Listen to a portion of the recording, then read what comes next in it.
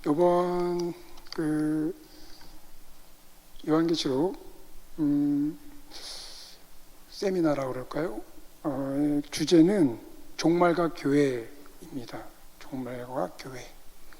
그걸 좀 더 풀어서 말하면 종말의 시대의 교회는 무엇인가?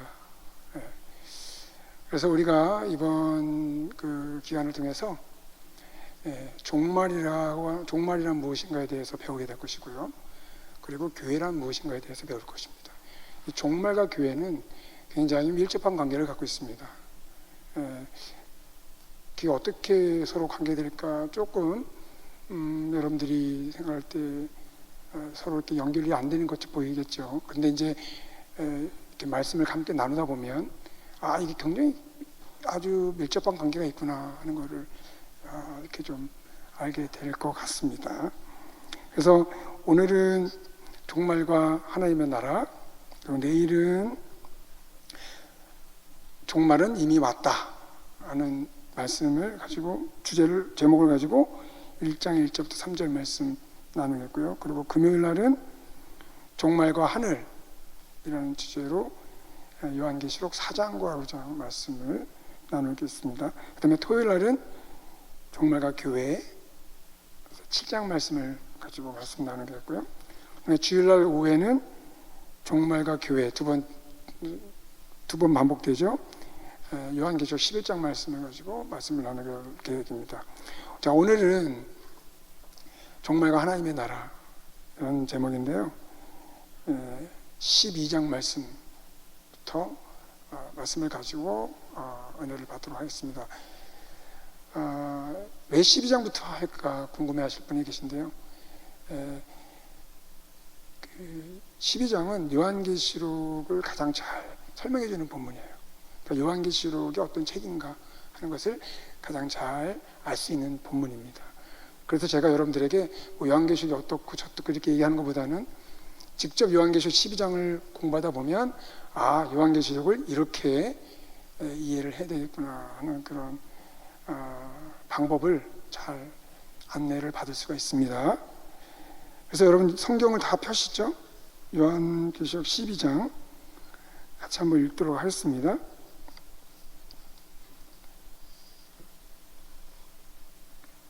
성경 다 펴졌으면 제가 한 절 읽고 여러분들이 그 다음 절 읽어주시면 좋겠습니다. 교독하도록 하겠습니다. 1절 제가 먼저 읽도록 하겠습니다. 준비되셨죠? 네. 하늘에 큰 이적이 보이니 해를 옷 입은 한 여자가 있는데 그 발 아래에는 달이 있고 그 머리에는 12별의 관을 썼더라.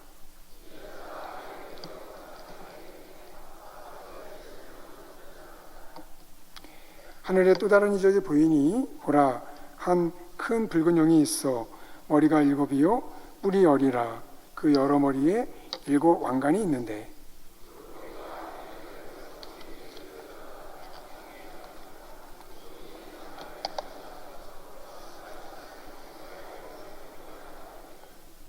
여자가 아들을 낳으니 이는 장차 철장으로 만국을 다스릴 남자라. 그 아이를 하나님 앞과 그 보좌 앞으로 올려가더라.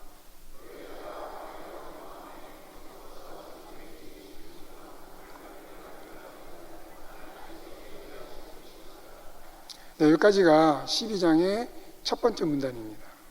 첫 번째 문단 1절부터 6절 우리가 함께 읽었는데, 자, 이 본문에서 등장하는 등장인물이 있습니다. 첫 번째 누구가 등장하죠? 여자가 등장합니다. 자, 두 번째는 누구예요? 네, 용이죠. 용. 그리고 세 번째는 여자가 낳은 아이가 되겠습니다. 네. 여기 보면 어떤 긴장이 느껴지지 않습니까? 누가 누구를 삼키려고 하죠. 네. 여자가 낳은 아이를 용이 삼키려고 기다리고 있습니다. 뭔가 긴장이 느껴지잖아요. 그렇죠? 자, 그 다음에 7절 말씀 제가 또 읽겠습니다. 하늘에, 장면이 하늘로 바뀌었어요. 하늘에 전쟁이 있으니 미갈과 그의 사자들이 용과 더불어 싸울세. 용과 그의 사자들도 싸우나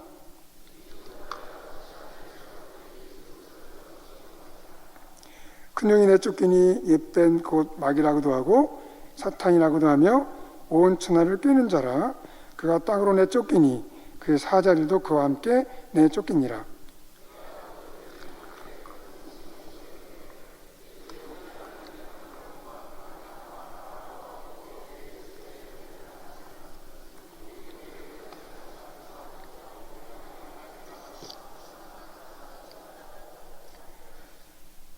또 우리 형제들이 어린 양의 피와 자기들이 증언하는 말씀으로써 그를 이겼으니 그들은 죽기까지 자기들의 생명을 아끼지 아니하였도다.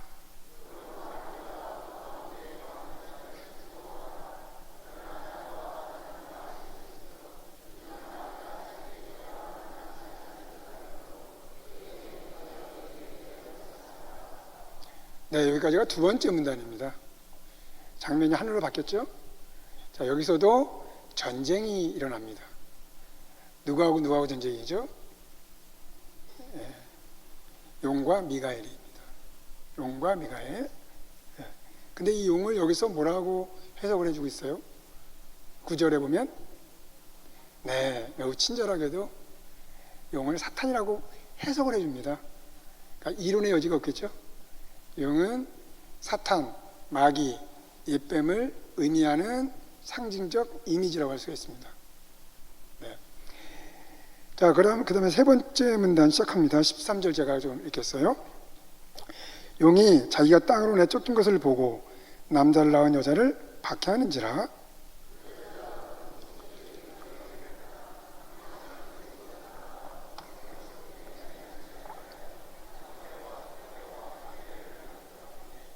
여자의 뒤에서 뱀이 그 입으로 물을 강같이 토하여 여자를 물에 떠내려 가게 하려 하되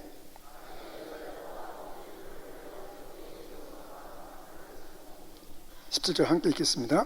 용이 여자에게 분노하여 돌아가서 그 여자의 남은 자손 곧 하나님의 계명을 지키며 예수의 증거를 가진 자들과 더불어 싸우려고 바다 머리 위에 서 있더라. 자, 세 번째 문단에서도 등장하는 인물들이 있죠. 첫 번째 여자죠. 두 번째는 용입니다.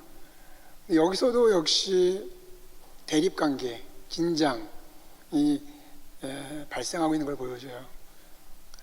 어떻게 그런 일이 벌어집니까? 용이 여자를 핍박하고 박해합니다. 자, 우리가 이제 1절부터 17절까지 읽었는데 이 12장의 말씀은 세 문단으로 나눠지게 되어 있습니다. 1절부터 6절, 그다음에 7절부터 12절, 그다음에 13절부터 17절. 근데 각 문단마다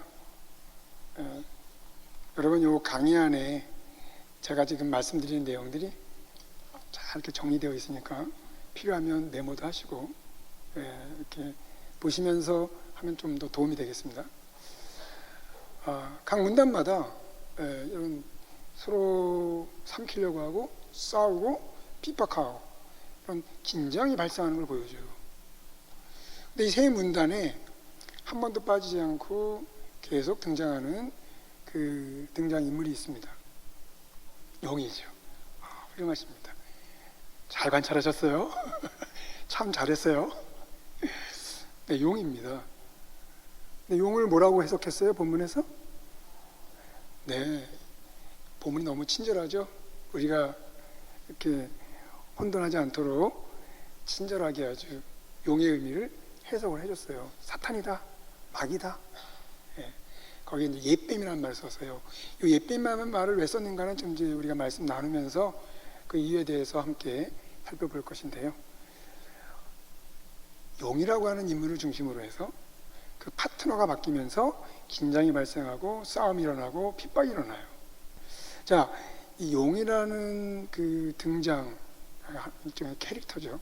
그를 중심으로 해서 파트너가 바뀌면서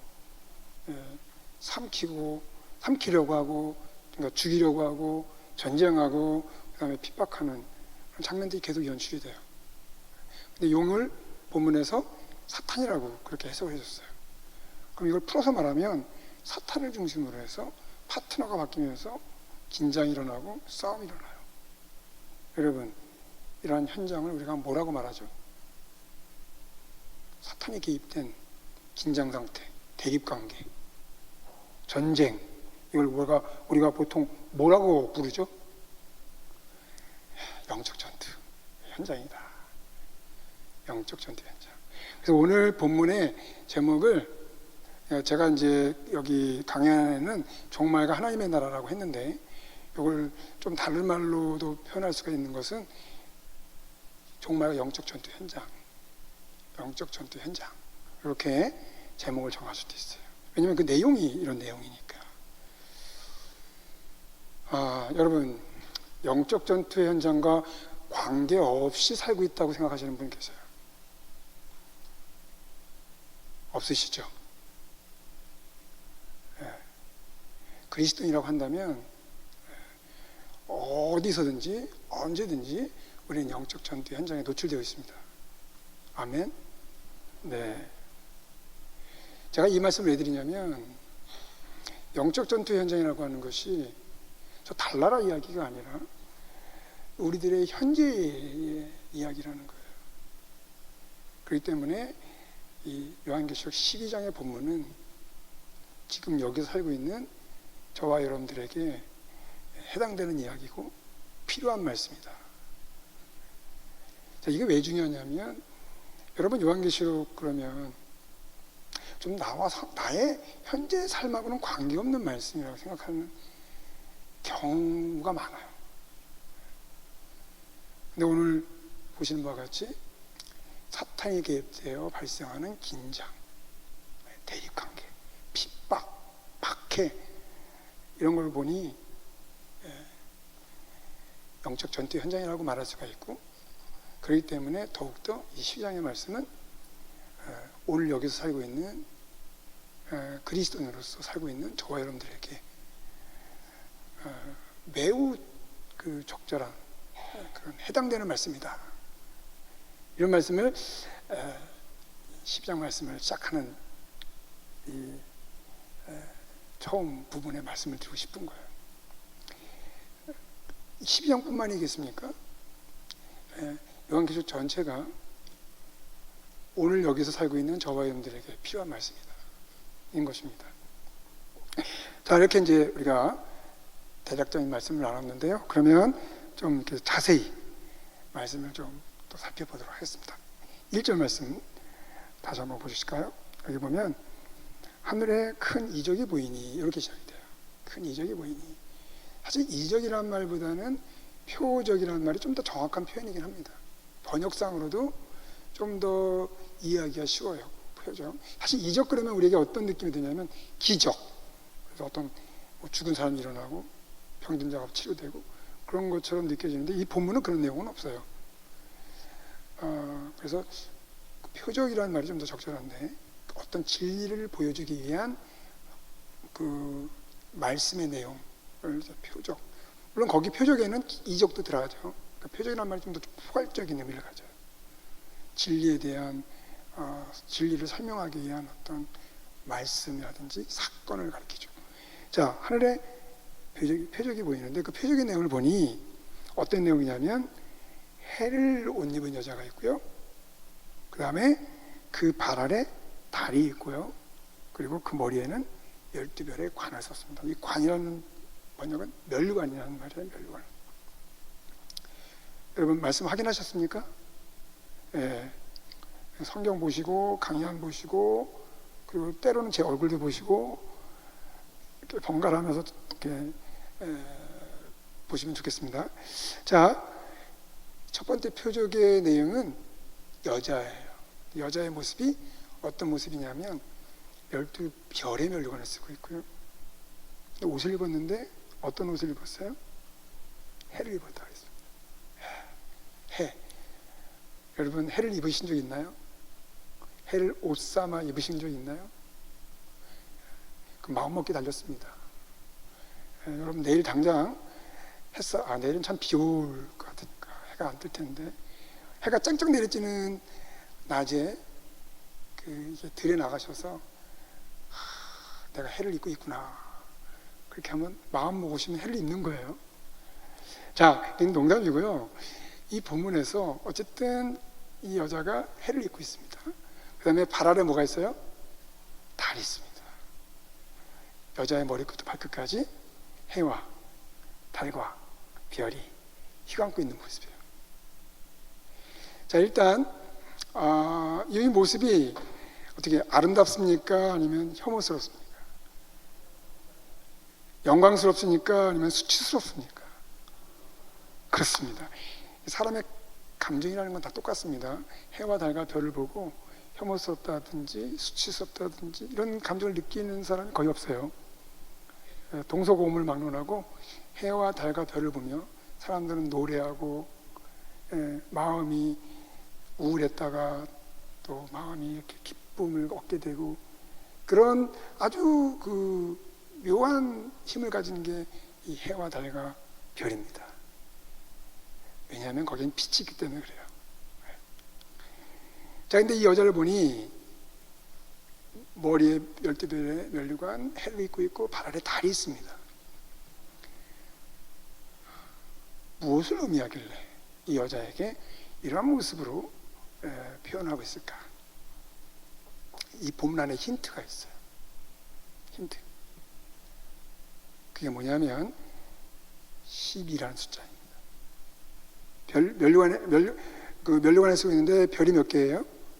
12별의 면류관이라고 했습니다. 여러분, 믿지 않는 사람들에게 10이라는 숫자 하면 무슨 생각이 납니까? 뭐라고 말하겠어요? 믿지 않는 불신자들에게 12달 12간지. 그 옛날에 왜 또 연필 한 다스가 12개죠? 그 정도 아마 생각할 거예요. 근데 교회를 다니는 성도들에게 12 하면 뭐가 생각납니까? 라고. 맞습니다.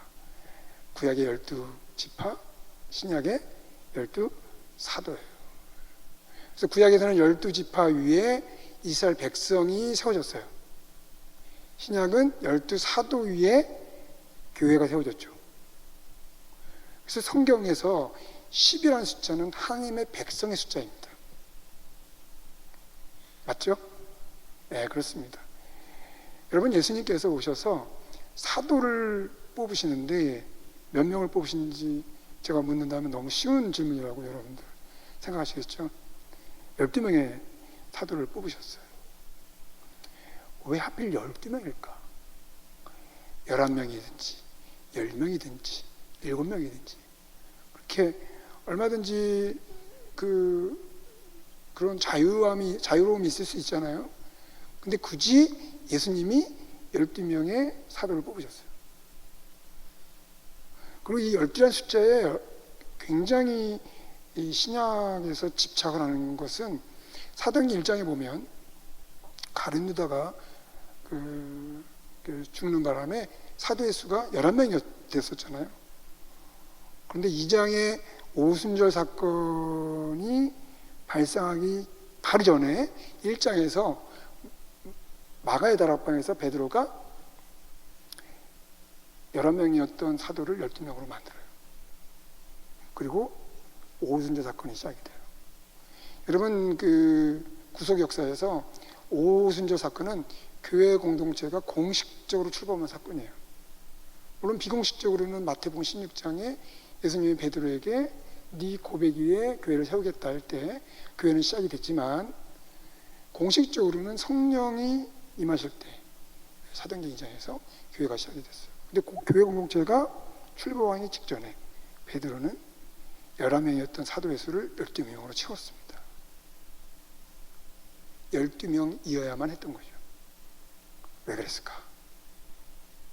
구약의 12지파의 그 기초에 세워진 이스라엘의 성취로 신약의 교회가 세워졌기 때문에 그 신약의 교회의 기초가 되는 사도의 수도 12지파처럼 수가 몇 명이어야 된다는 거예요? 12명이어야 된다는 거예요. 그래서 12지파, 12사도 이게 딱 그 숫자가 일치가 돼야만 되는 것입니다. 그래서 사도행전 2장에 오순절 사건을 통하여 교회가 공식적으로 출범하기 전에 베드로는 마가의 다락방에서 사도의 수를 12명으로 채우게 된 것입니다. 그러니까 우리가 사도행전 1장 마지막 부분에 마가의 다락방에서 베드로가 12명의 사도의 수를 채운 것은 그냥 스쳐 지나가기 쉬운데 굉장한 사건이에요. 베드로는 그 당시에 사도행 1장 후반부는 예수님이 죽으시고 부활하시고 승천하신 것까지 다 본 거잖아요. 베드로의 머리가 이게 이제 깨인 거죠. 사도가 12명이어야 된다는 그 신학적인 사고를 한 거예요. 그 결과가 사도의 수를 12명을 뽑은 것입니다. 자, 지금 이 말씀을 제가 왜 드리냐면 지금 여자의 모습 가운데 10이라는 숫자가 들어가 있어요. 그럼 여기서 우리가 여자의 의미는 하나님의 백성의 의미를 가지고 있구나. 그렇게 우리가 이렇게 잠정적으로 생각을 할 수가 있겠죠. 그런데 여기서 이제 결정해야 될 게 있습니다. 그럼 여자는 10이라는 숫자에 의해서 구약의 이스라엘을 가리킬까? 신약의 교회를 가리킬까? 그거는 결정하기 힘들죠. 10이라는 숫자에 의해서 분명히 하나님의 백성이라는 것은 분명한데 구약에서 12지파도 10이라는 숫자가 있고 신약의 교회도 12사도에 의해서 10이라는 숫자가 있거든요. 그러면 이게 구약의 백성일까? 신약의 백성일까? 이걸 결정해야 되는데 다행스럽게도 이걸 결정할 수 있는 근거가 있습니다. 여러분 강의 안에 보면 1페이지에 거기 구약 배경에서 창세기 37장 9절 말씀 이렇게 기록되어 있는데 찾으셨습니까? 네, 한번 한 목소리 읽어볼까요? 자, 시작. 요셉이 다시 꿈을 꾸고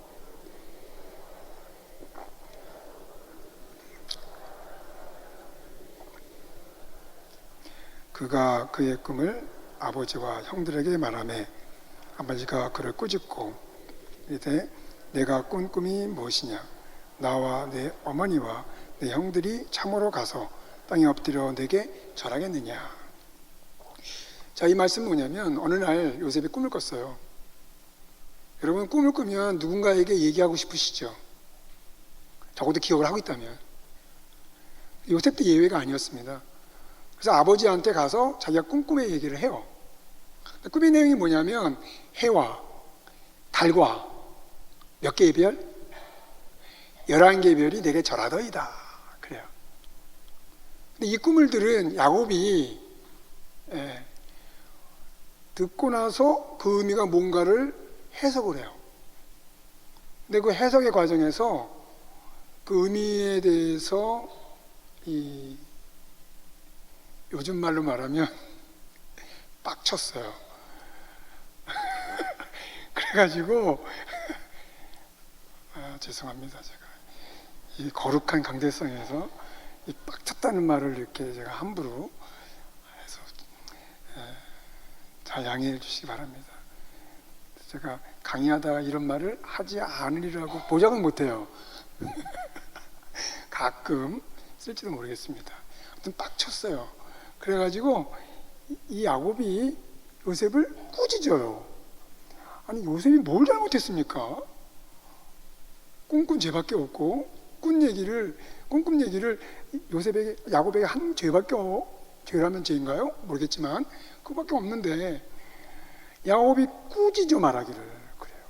그래서 어찌하여 나와 내 모와 내 형제들이 가서 내게 절한다느냐라고 말해요. 빡칠만 하죠. 이 절하는 꿈이에요. 근데 여러분 창세기 역사에서 이 내용이 실현되는 그런 장면들이 보여지죠. 그 얘기를 하는 것은 제가 말하고자 하는 내용은 아니고요. 이 말씀의 내용을 집중하면 해와 달과 11개의 별이 의미하는 바가 뭐냐는 거예요. 자, 일단 여러분 11개라고 했는데 형제들 11개라고 했으니까 요셉이 12형제 안에 들어가니까 요셉을 포함시키면 별이 몇 개가 돼요?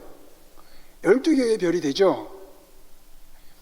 여러분 성경 어디에도 해와 달과 12개의 별이 하나의 패키지로 하나의 본문 안에 들어와 있는 경우가 여기밖에 없습니다. 해와 달과 별 이렇게는 돼 있어요. 해와 달은 이제 단수 하나밖에 없으니까 단수를 쓰게 되고 별은 많으니까 별들. 그래서 해와 달과 별들이라고 하는 그런 그 문구들은 많이 나와요. 근데 별의 수가 여기서는 11개지만 요셉을 포함시키면 12개로 우리가 간주할 수가 있겠고요. 12개의 별이라고 하는 보면은 여기가 길어요. 근데 흥미롭게도 해와 달과 11개의 별, 요셉을 포함시키면 12개의 별이 무엇인가에 대해서 이 본문에 야곱의 해석에 의해서 분명하게 드러나요. 해는 누구예요? 야곱이죠. 그 다음에 달은 누구예요?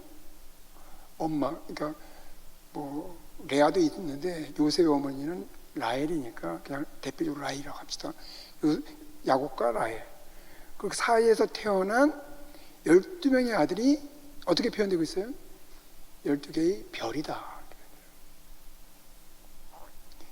놀랍게도 요한계시록 12장 1절에 여자가 모습을 하고 있는 12별의 멸류관, 해를 입고 있고 발 아래 달이 있다라고 하는 12개의 별, 해, 달에 요 패키지하고 딱 일치가 돼요. 사실 일치가 되는 것만 가지고는 부족해요. 그 의미가 뭔가 의미 있는 그런 내용을 전달해 주는데 보니까 의미 있는 내용이 있어요. 야곱과 그의 아내 그리고 그 사이에 태어난 12명의 아들. 12명의 아들은 여러분 이스라엘 역사 속에서 어떤 의미를 가져요? 12지파가 시작되는 그 시조가 되죠. 그래서 이스라엘 백성들이 이렇게 되는 거예요. 네. 자, 그러면 여기서 여자의 의미가 뭐다?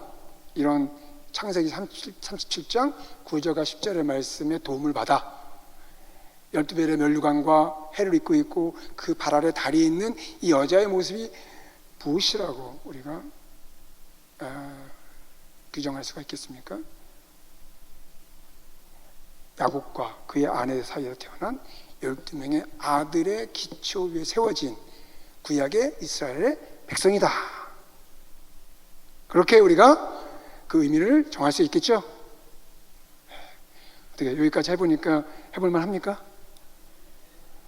예, 해볼만 하죠? 예, 이렇게 계속 공부할 거예요. 사실 우리가 이제 오늘부터 해서 공부하는 시간입니다. 근데 우리가 말씀을 공부하다 보면요, 성령의 감동이 있어서 그 성령의 감동으로 인해서 우리에게 은혜가 돼요. 그래서 여러분들이 제가 이제 이렇게 말씀을 풀어드리잖아요. 그러면은 의미가 뭔가를 잘 따라가 보세요. 그럼 거기에 하나님의 은혜가 확 임할 수가 있습니다. 그래서 이번 기회에 여러분들이 기도하는 기도에 대한 응답도 이루어지기를 바라고요. 또 여러분들의 그 치유와 회복의 역사가 일어날 것을 기대합니다. 네. 자, 여자에 대해서 우리가 살펴봤고요. 근데 이 여자가 아들을 낳아요. 5절에 봅시다. 여러분 강의한 다음 페이지예요. 그러니까 용은 아들 한 다음에 용을 할 거고요. 아들부터 하겠습니다. 5절에 보면 여자가 아들 낳으니 그러면서 이는 장차 철장으로 만국을 다스릴 남자라. 여러분 이것을 이제 원문대로 제가 이제 사실 우리말 성경이 대부분 다 잘 번역이 됐는데 가끔 번역에 있어서 여러분들에게 이렇게 번역하면 좀 더 원문에 가깝겠다 하는 부분들이 있어서 제가 여러분들에게 소개를 해드릴 거예요. 그래서 그렇게 되면 이제 여러분들이 이 말씀을 이해하는데 좀 더 도움이 되겠습니다. 그래서 여기 보면 여자가 아들을 낳으니 그리고 그 문장의 끝에 보면 남자라고 되어 있잖아요. 남자 찾으셨습니까? 이 남자라고 하는 단어가 앞에 아들이라고 하는 단어랑 나란히 되어 있어요. 서로 붙어 있단 말이에요. 그러니까 우리말 번역에는 이렇게 떨어져 있잖아요. 그래서 여자가 아들 곧 남자를 낳았다. 그렇게 번역을 해야 되고요. 그 5절에 보면 이는이라고 되어 있지 않습니까? 이는. 이 이는은 아들을 설명해 주는 거예요. 아들을. 이게 관계대명사인데 우리말에는 관계대명사가 없어가지고요. 그걸 우리말을 번역할 때 이는이라고 이렇게 번역하는 경우가 많아요. 그래서 이거를 좀 원문에 가깝게 번역을 하면 여자가 장차 철장으로 만국을 다스릴 아들 곧 남자를 낳았다. 그렇게 번역할 수가 있습니다. 자, 여러분 여기서 장차 철장으로 만국을 다스린다. 어디서 많이 보았던 본문 아니겠습니까? 어디서 봤던 시편 2편 9절 장차 철장으로 만국을 다스릴 남자라. 여러분 그 강연을 보면 시편 2편 9절 말씀 이렇게 적어놨죠. 내가 철장으로 저희를 깨뜨리며 질그릇같이 부수리라 하시도다. 이 본문과 함께 시편 2편 7절에 보면 그 위에 본문이 있죠? 혹 찾으셨습니까? 네, 거기 보면 내가 영을 전하노라 여호와께서 내게 이르시되 너는 내 아들이라. 너는 내 아들이라. 이 시편 2편 7절과 9절의 말씀은 하나님이 다윗에게 하는 말이에요. 구약에서 혹은 고대 근동에서는 왕들을 가리켜서 아들이라고 말했죠. 아들.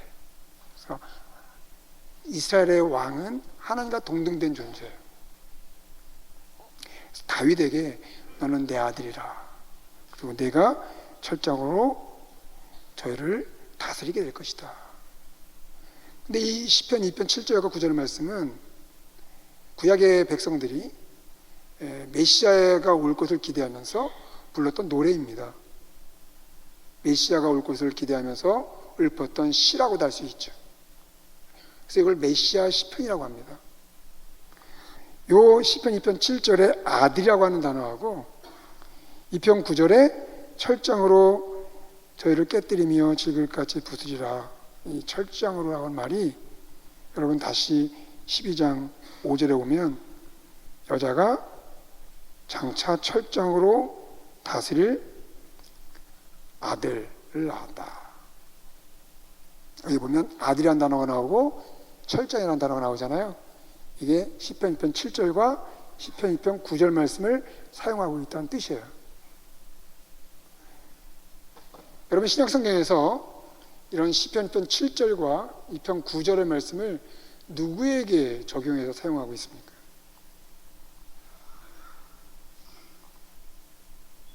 여러분 예수님 세례 받으실 때 내가 내 사랑하는 아들이라 그런 말씀 사용되죠? 이 시편 2편 7절과 2편 9절 말씀은 신약에서 예수님에게 적용되고 있습니다. 그래서 여자가 아들 낳았다 할 때 이 아들은 누구를 가리키겠습니까? 예수 그리스도예요.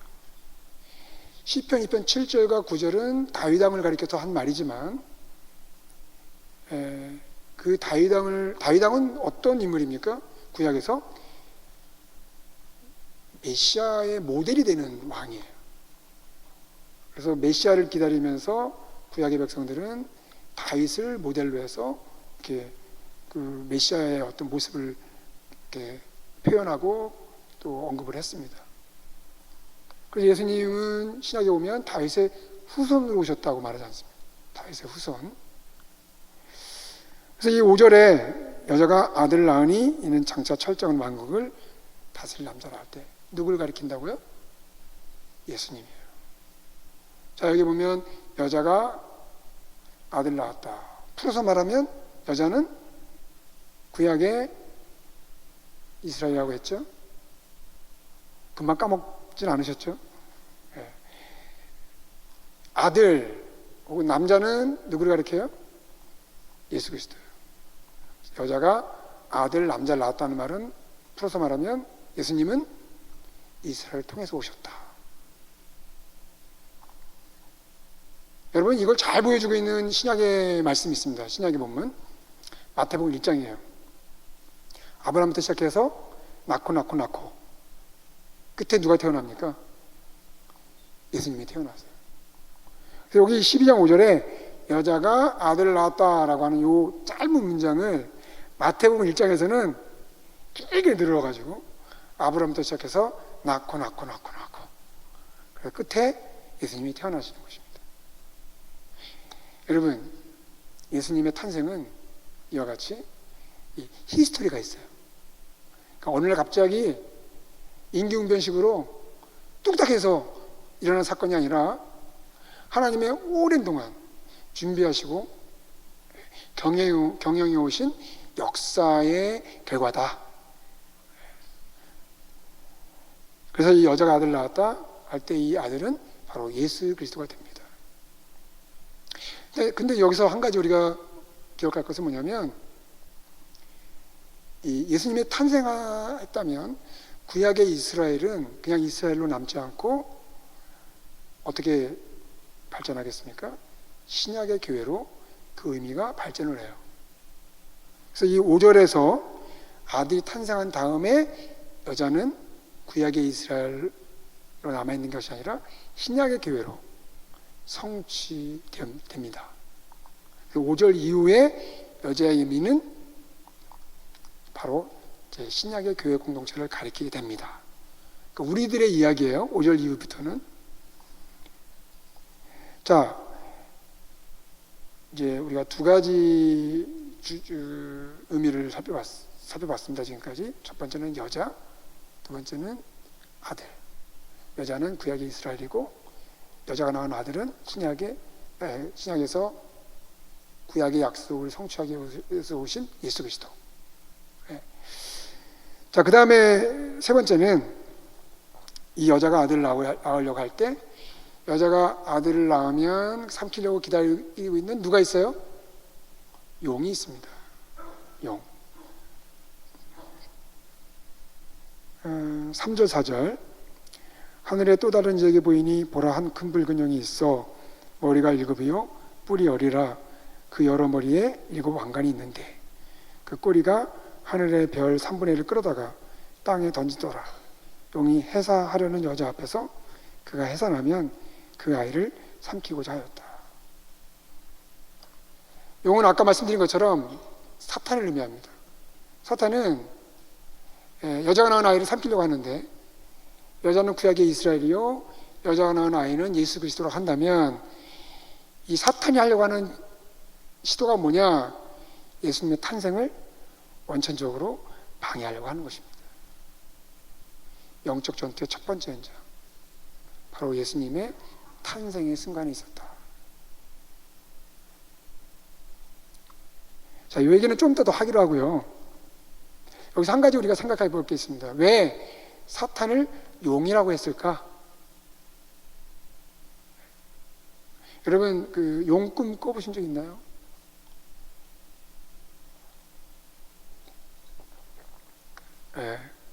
용이 사탄이라고 하니까 용꿈 꿔보았는데 차마 말을 못하고 있는 건 아닌지 모르겠어요.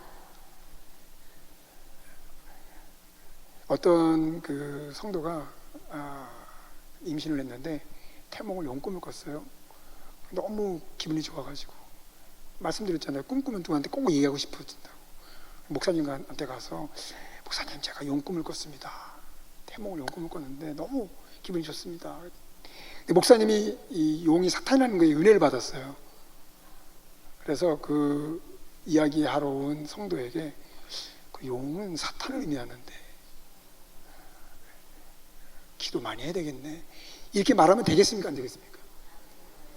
안 되는 거죠? 근데 그렇게 말하는 분들이 있어요. 그러니까 기독교의 진리를 문화적인 것과 혼돈하는 사람들이에요. 그러니까 우리들의 문화가 있는데 그 문화는 문화대로 우리가 이해할 필요가 있어요. 그래서 우리 문화 속에서 용꿈은 참 좋은 거다, 축하해 줄 만한 일이다, 그런 문화가 있잖아요. 또 성경은 성경대로 왜 사탄을 용이라고 했는가에 대한 이유가 있는 거예요. 이걸 혼돈하면 안 되겠다. 여러분, 중국의 나라의 심볼이 뭐예요? 용이죠. 그럼 이걸 거기다 적용해서 중국은 사탄의 나라야, 그렇게 말하면 되겠습니까? 안 되겠습니까? 그렇게 말하는 사람들이 있다니까요. 요즘 중국이 기독교를 굉장히 핍박해요. 옛날보다 더 심해졌어요. 시진핑의 그 일당 독재를 더 강화시키기 위해서 그 허가받은 한인교회도 굉장히 어려움을 많이 주고 있습니다. 그런데 이 말씀을 보니까 용이 사탄이래. 근데 중국의 심볼이 용이야. 사탄의 나라니까 저러지. 나름 연결고리가 있긴 해요. 그러면 그렇게 생각하는 것은 조금 비약이다. 왜냐하면 중국이 그 하나의 나라의 심볼로 갖고 있는 그 용이라고 하는 것은 그들의 문화예요. 문화로서 인정해 줄 필요가 있는 거예요. 그리고 그런 어떤 사단적인 그런 행동들은 따로 분리해서 생각할 필요가 있습니다. 사실 사탄이 역사하는 나라가 중국만 있나요? 지구상의 모든 나라에 다 있거든요. 단지 중국은 그거를 물리적으로 그 행사할 뿐이죠. 자, 그러면 여기서 우리가 이제 다시 아까 질문 드렸던 걸로 돌아와서 왜 사탄을 용이라고 했는가? 그 이유에 대해서 여러분 그 강의 한 1페이지에 보면 맨 밑에 1페이지 맨 밑에 시편 74편 13, 14절 한번 같이 읽을까요? 자, 시작. 주께서 주의 능력으로 바다를 나누시고 머리를 깨뜨리셨으며 악어의 머리를 파쇄하시고 그것을 사막에 거하는 자에게 식물로 주셨으며. 여기 이제 앞부분만 한번 주목하시죠. 주의 능력으로 바다를 나누시고 어떤 사건이 연상돼요? 홍해 사건이죠. 그리고 용들의 머리를 깨뜨리셨다. 여러분, 홍해 사건에서 머리가 깨진 사람들이 있습니다. 누구죠? 애굽의 병사들이죠. 머리가 깨졌다고 해서 진짜 머리가 이렇게 두동각이 났다든지 그런 게 아니라 그 기운이 상했다는 거예요. 기운이. 여기 보면 용들의 머리를 깨치셨다. 애굽의 병사들을 용들이라고 표현해주고 있어요. 그 다음에 에스겔 29장 3절에 보면 제가 읽겠습니다. 너는 말하여 이르기를 주 여호와의 말씀에 애굽 왕 바로야, 내가 너를 대적하노라. 너는 자기의 강들 중에 누운 큰 악어라. 여기 큰 악어라고 되어 있는 것을 뉴 RSV라고 영어 성경에서는 용이라고 번역을 합니다. 드래곤. 만약에 이 번역을 우리가 참고한다면 누굴 가리켜서 용이라고 하고 있습니까? 앞에 뭐라고 되어 있어요? 예, 애굽 왕 바로야 하면서 용이라고 하고 있습니다. 이 두 개의 구약 본문을 우리가 근거로 본다면 구약에서는 애굽의 병사들이나 그리고 애굽의 왕 바로를 가리켜서 용들 혹은 용이라고 했다는 것입니다. 여러분, 구약에서 하나님을 대적하는 가장 대표적인 악의 세력은 누굽니까? 애굽이에요. 그래서 가장 대표적인 구원 사건을 출애굽이라고 하잖아요. 출애굽. 애굽에서 해방되었다. 자, 그러면 여러분, 구약에서 가장 대표적인 악의 세력으로서 애굽의 바로 왕과 병사들을 가리켜서 용이다 혹은 용들이다 라고 한 것을 배경으로 지금 신약에서, 요한계시록에서 누굴 가리켜서 용이라고 하고 있습니까? 사탄. 그러면 사탄하고 구약의 애굽 혹은 바로 왕하고 공통점이 있죠? 가장 대표적인 악의 세력이라는 거예요. 구약의 악의 세력, 신약의 악의 세력. 죄송합니다. 갑자기 여기서 소리가 났습니다. 그러니까 요한이 사탄을 설명하는데 용이라고 함으로써 애굽의 바로왕과 병사들 이걸 같이 연상시켜 주는 거예요.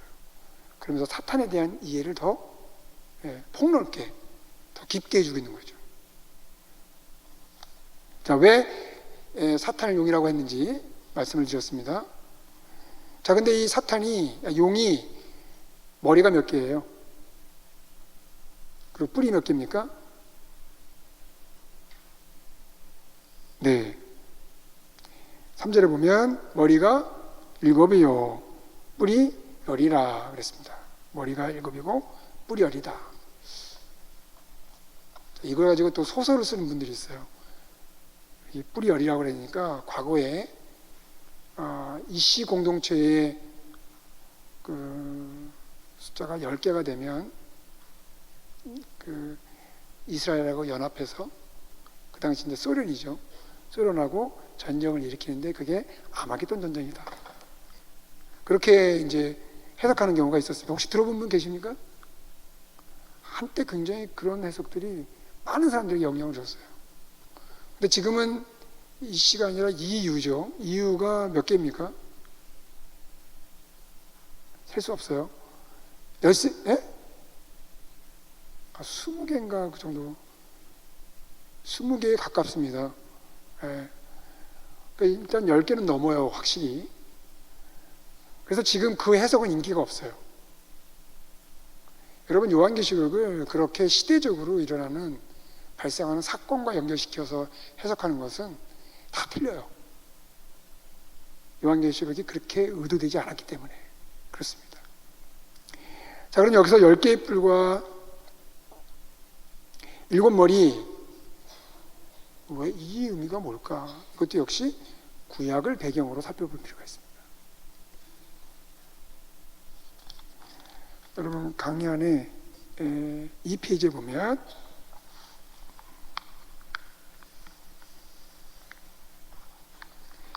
다니엘서 7장 6절이 있습니다. 다니엘서 7장 6절.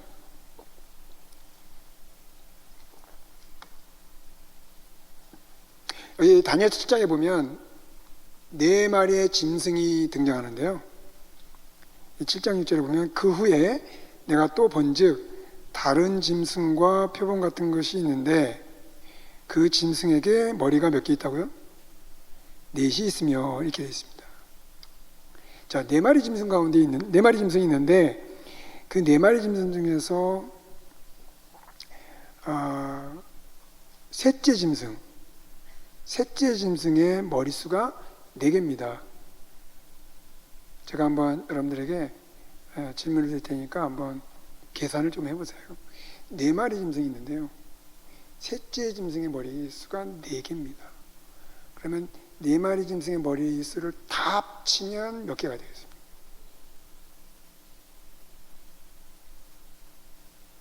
몇 개요? 훌륭하십니다. 7개입니다. 몇몇 분들은 아직 왜 7개인지 잘 감이 안 오신 분이 계실지 모르겠어요. 여러분, 머리에 대해서 언급이 없으면 다 몇 개씩 있는 거예요? 하나씩 있는 겁니다. 4마리 짐승 중에서 나머지 3마리는, 한 마리 말고 3마리는 각 머리가 하나씩 있는 거예요. 근데 셋째 짐승만 머리가 몇 개? 4개. 그러니까 이상하니까 4개라고 말한 거예요. 비정상적이니까. 말 없으면 다 하나씩 있는 거죠. 그러니까 3 더하기 4가 바로 7개가 되죠. 다 이해되셨죠? 자, 그 다음에 7장 7절에 보면, 7장 다니엘서 7장 7절에 보면 넷째 짐승의 뿔이 몇 개냐면 10개입니다. 넷째 짐승의 뿔이 10개예요. 그럼 4마리 짐승의 뿔을 다 합치면 몇 개입니까? 몇 개? 제가 화면에 나오면 이렇게 사선지로 해가지고 1번, 2번, 3번, 4번 할 텐데 13개라고 하는 분들이 계셔요. 여러분, 뿔은 말 안 하면 없는 거죠. 없는 게 정상이니까. 머리는 말 안 하면 하나씩 있는 거고, 뿔은 말 안 하면 없는 거예요. 초등학교 산수책에 나올 수 있습니다. 굉장히 창의적인 수학이죠. 수학까지는 안 들어서 산수. 그러니까 네 마리 짐승의 뿔을 다 합치면 10개가 되는 거죠. 13개가 아니라. 저를 빤히 쳐다보고 있는 분은 아직 이해가 안 되십니다.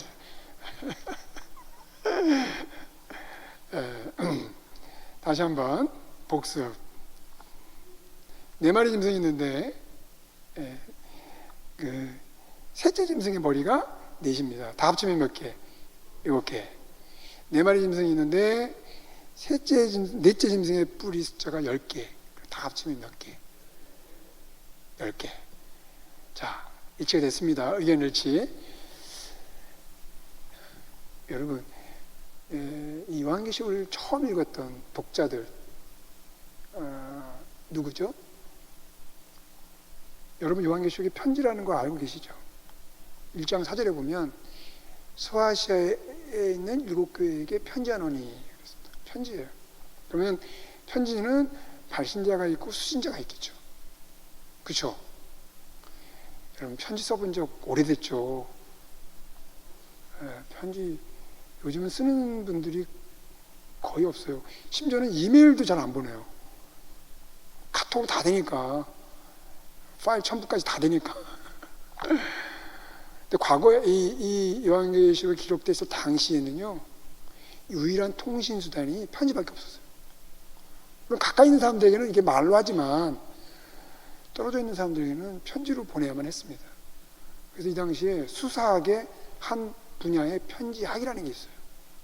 어떻게 하면 편지를 써서 상대방을 잘 설득할 것인가. 그래서 이 편지는 당연히 보내는 발신자가 있고 받는 수신자가 있습니다. 그 수신자가 누굽니까? 요한계시록의 수신자는 소아시아에 살고 있는 7교회 성도들이에요. 그 아주 구체적인 역사적 정황 속에서 존재했던 사람들이에요. 그러면 여러분, 편지의 가장 중요한 목적이 뭡니까? 목적. 써본 지 오래돼가지고 아련한 기억 속에 호랑이 담배 피던 시절처럼 느껴질지 모르겠는데 의사소통이에요. 편지는. 고대 사회에는 더 그랬죠. 왜냐면 한 번 보냈는데 몇 개월, 또 답장 받는데 뭐 며칠, 짧게는 며칠, 길게는 뭐 몇 개월 걸리니까 한 번 쓸 때 정확하게 써야 돼요. 만약에 누군가가 읽혀져야 되고 또 읽혀질 때 잘 이해되도록 쓰는 목적이 아니라면 편지 쓸 필요 없어요. 읽기 쓰면 돼요. 자기만 이해하면 되니까. 적어도 편지를 쓴다는 건 뭐냐면 상대방과 이 커뮤니케이션을 하는 게 목적인 거예요. 맞습니까? 이게 요한계시록의 편지의 해석학이에요. 자, 그러면 요 원리를 적용해 보면 이 편지로서 요한계시록을 기록한 요한이 자기가 쓰고 있는 내용을 정확하게 알았습니까? 몰랐습니까? 제가 편지에 대해서 설명했으니까 망설이지 마셔야죠. 당연히 알았겠죠. 그리고 이거를 받는 수신자 7개 성도들도 요한이 전달하고자 하는 내용을 정확하게 알았겠습니까? 몰랐겠습니까? 정도의 차이는 좀 있겠죠.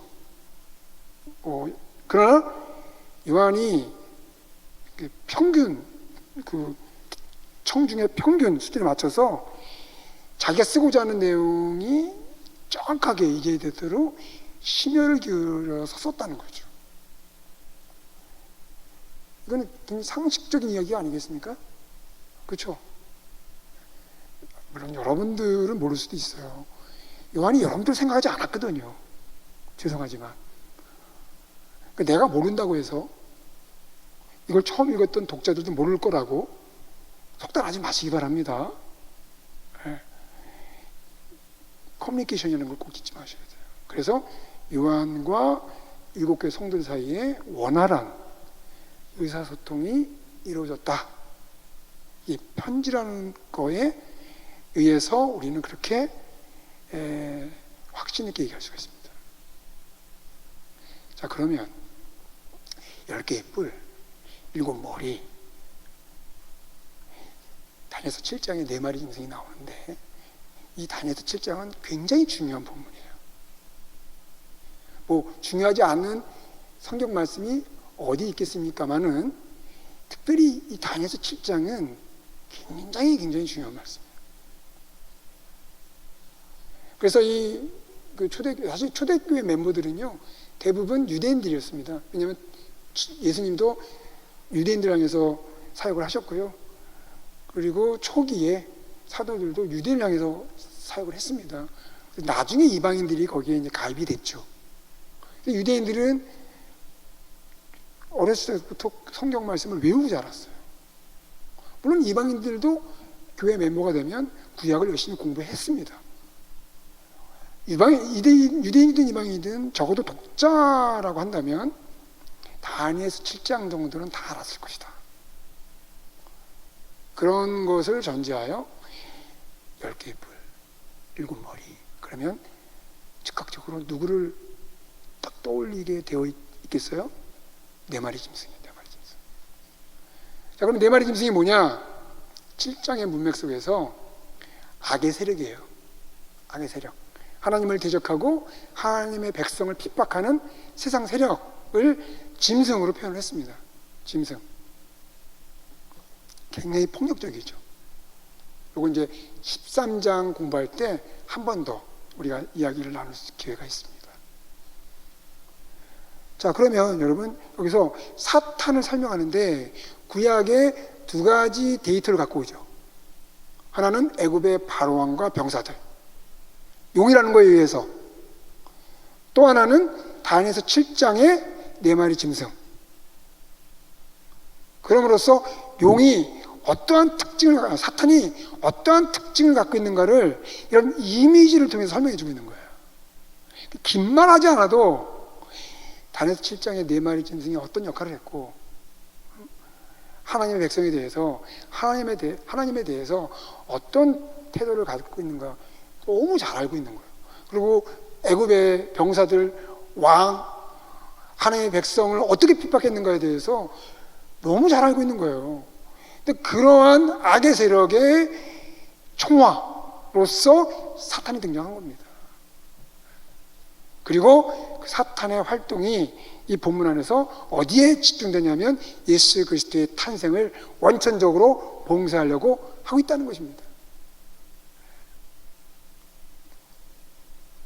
영적 전투의 첫 번째 현장.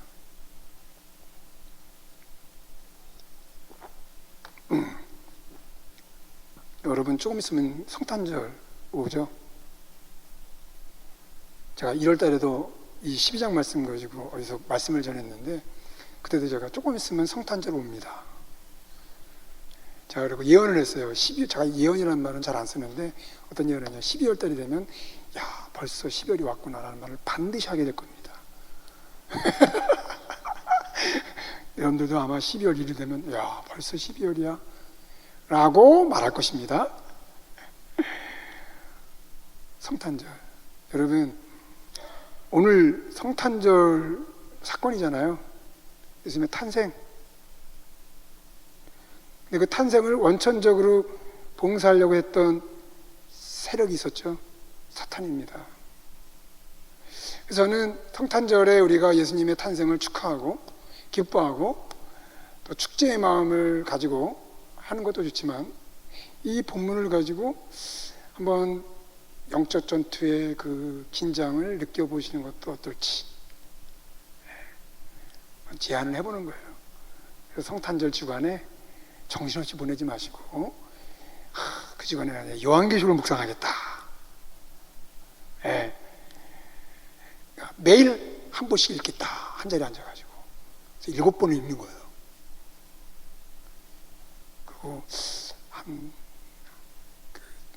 한 끼 정도 금식 좀 해보겠다. 그래서 영적 전투라는 것을 한번 이렇게 생각해 보는 거죠. 각성하는 시간을 한번 가져보는 거예요. 어떻겠습니까? 그냥 하던 대로 하는 게 좋겠다. 뭐 그냥 그렇게 하시고요. 혹시 은혜가 되시면 이번 성탄절에 좀 다른 방법으로 성탄절을 좀 보내야 되겠다 하는 적용을 좀 해보시면 어떨까 제안을 해봅니다. 네. 자, 그런데 여러분, 이런 사탄의 역사가 성공했습니까? 실패했습니까? 실패했습니다. 5절에 보면 뒷부분에 그 아이를 하나님 앞과 그 보좌 앞으로 올려가더라. 자, 이걸 우리가 뭐라고 부르죠? 승천. 그 아이가 예수 그리스도잖아요. 하늘로 올려가더라. 여러분, 오늘 요 5절에서는 예수님의 탄생 그리고 승천 두 개만 언급이 됐는데 그 중간에 어떤 사건이 있는가는 우리가 다 미루어 짐작하실 수 있겠죠? 죽음과 부활. 이게 중요하지 않아서가 아니라 이 본문에서는 탄생이라는 걸 굉장히 강조해주고 있어요. 그 다음에 승천. 그래서 승천을 통해서 사탄의 그런 방해, 실패로 끝나고 말았다. 바꿔 말하면 예수님의 사역을 승천을 통해서 완수하셨다를 보여주고 있습니다. 6절에 보면 그 여자가 광야로 도망하매 이렇게 시작해요. 6절.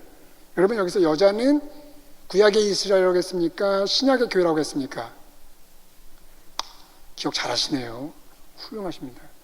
왜 구약의 이스라엘이었다가 신약의 교회로 바뀌었어요? 5절에 예수님의 탄생 사건이 있기 때문에 그래요. 구약의 이스라엘은 약속이고요, 신약의 교회는 그 약속의 성취예요. 그래서 오늘날 저와 여러분들이 속해 있는 교회 공동체는 구약의 이스라엘을 통해서 약속하신 하나님의 백성의 성취라고 할 수가 있습니다. 이게 바로 종말적 사건인데요. 이 설명 좀 더 드려야 될 것 같아요. 여러분, 10시까지 쭉 가는 거 아시죠? 혹시 화장실 급하신 분들은 조용히 갔다 오시면 됩니다. 중간에 쉬지 않고 10시까지 쭉 공부하겠습니다. 어떻게 재미있으십니까? 네. 하나님의 은혜가 임한 점 있습니다. 이 재밌는 게 은혜가 있어야 재밌어요. 화장실 갔다가 집에 가지 마시고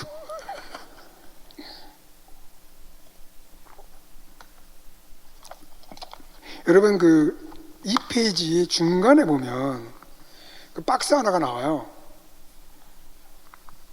거기 보면 여자가 아들, 남자를 낳으니 이렇게 되어 있습니다. 제가 이 아들과 남자가 붙어 있다 그랬죠? 네. 아들, 남자를 낳으니 했는데, 아들이라고 하는 거는 시편 2편 7절에서 온 내용이라고 했습니다. 너는 내 아들이라 오늘날 내가 너를 낳았도다. 그러니까 아들인데 여기 남자가 등장을 해요. 이 말은 이사야 66장 7절 8절을 배경으로 합니다. 여러분, 이렇게 보니까 용도 그렇죠, 그 다음에 여자도 그렇죠, 여기 보니까 아들, 남자 이런 표현들이 그냥 임의적으로 사용된 게 아니라 구약에서 오고 있다는 거, 이게 신기하죠. 네. 여러분, 제가 요한계시록을 연구하면서 놀라우는 건 뭐냐면 다른 어떤 신약 성경보다도 요한계시록이 구약의 배경을 굉장히 많이 사용하고 있다는 거예요. 네. 근데 문제는 뭐냐면, 여러분, 다른 신약 성경에서 구약을 사용할 때 일정한 그 형식이 있어요. 이르려 함이라 라든지 일러스되 그런 게 나오잖아요. 그렇죠? 인용하는 그 형식이 있잖아요. 요한계시록 한 번도 안 나와요. 한 번도 안 나옵니다. 그런데 놀랍게도 구약의 그 내용들이 널려 있습니다. 널려 있어요.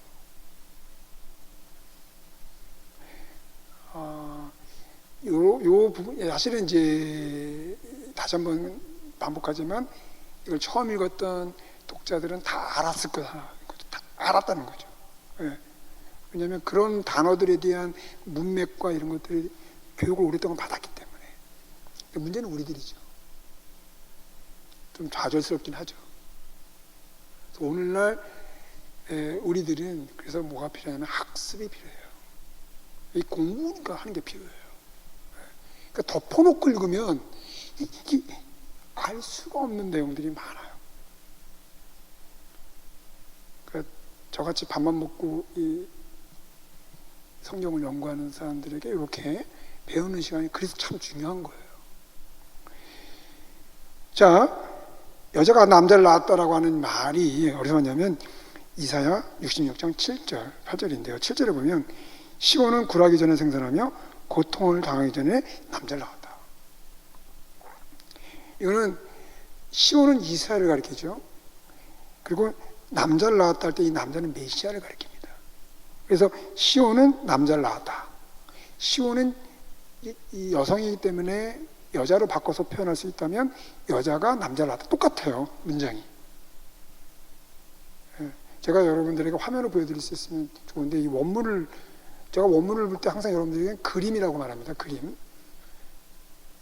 혹시 내일은 이제 이게 고치면 화면으로 여러분들에게 보여드릴 수 있는데 제가 여러분들에게 원문을 보여드리는 것은 그냥 그림으로.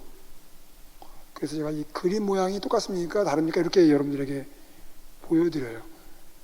왜냐하면 이게 확인을 하는 과정이 필요하니까. 그런데 오늘은 그냥 그림 공부는 내일 미루고 여기 우리말에 딱 남자를 낳았다. 남자를 낳았다. 똑같아요, 문장이. 근데 시온이라고 하는 거를 여성이니까 여자로 바꿔서 표현한다면 여자가 남자를 낳았다. 똑같은 문장이 돼요. 근데 재밌는 것은 굴하기 전에 생산하며 고통을 당하기 전에 남자를 낳았다고 그래요. 여러분, 여성이 출산을 하는데 고통 없이 낳는 법이 있나요? 있죠. 무통분 맞는데.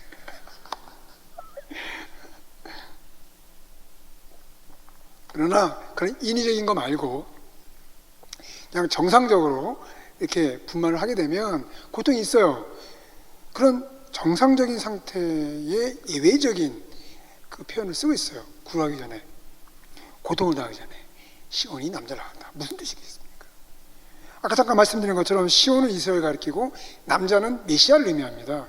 그래서 이것은 하나님이 이사야 선지자를 통해서 종말에 이스라엘 중에서 올 메시아에 대한 그런 계획을 약속하고 있는 내용이에요.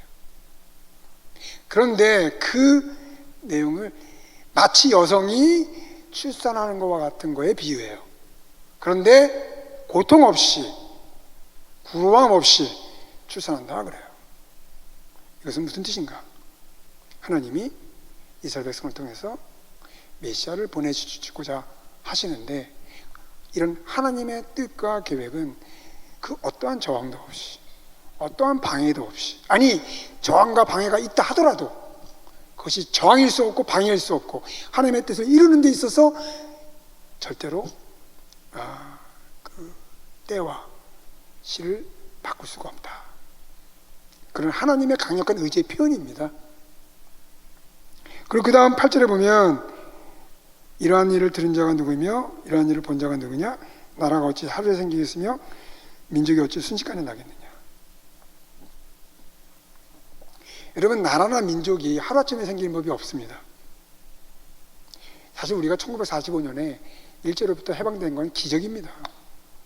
그 당시에 많은 사람들이, 많은 지식인 또 오피니언 리더들이 다 일제로 돌아섰어요. 누구한테 그렇게 물어봤대요. 왜 그렇게 끝까지 응? 민족을 위해서 투쟁하시지 왜 끝에 가서 딱 변절했냐 물어보니까 일본이 영원히 일본의 그 지배가 영원할 것 같아서 그렇다고 하더라고요. 우리나라가 해방된 건 너무나 감사한 일이에요. 지금도 크고 작은 소수민족들, 쿠르드라든지 티베트 이런 그 사실 여러분 쿠르드 같은 경우는 3천만 명이에요. 터키, 시리아, 이라크 여기에 걸쳐서 엄청난 그 지역에 이렇게 살고 있어요. 근데도 독립을 못해요. 왜 그럴까요? 나라들의 이해관계가 있기 때문에. 그러니까 나라가 하나 생긴다는 건 어려운 일입니다. 자, 당연한 얘기 왜 하고 있나요?